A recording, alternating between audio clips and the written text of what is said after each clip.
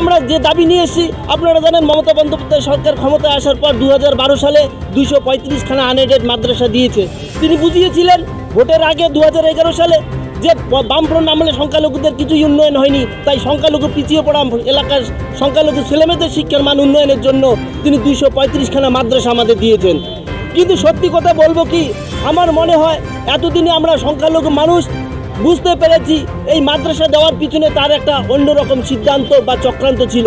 সংখ্যালঘু শিক্ষিত সম্প্রদায়ের ছেলেমেয়েরা যাতে বাংলার রাজনীতিতে মাথা না ঘামায়, তারা যাতে এই মাদ্রাসা নামক গোয়াল ঘরটায় আটকে থাকে, উনি হয়তো সেটাই চেয়েছিলেন। ব্রিটিশদের রাজনীতি তিনি এখানে অ্যাপ্লাই করেছেন।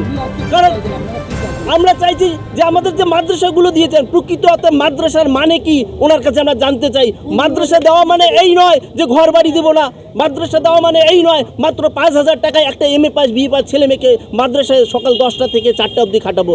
মাদ্রাসা মানে এই নয় সংখ্যালঘু সম্প্রদায় পরিবারের বাচ্চা কাচ্চারা এখানে মিড ডে মিল পাবে না। আপনারা আশ্চর্য হবেন, 12 সাল থেকে আমরা চিল্লাচ্ছি, তালতলা থেকে শুরু করে আজকে এখানে পর্যন্ত আমাদের ঘরের বাচ্চারা কি অন্যায় করেছে। তারা মুসলিম বাচ্চা বলে কি মিড ডে মিল পাবে না? এটাই আমাদের দাবি।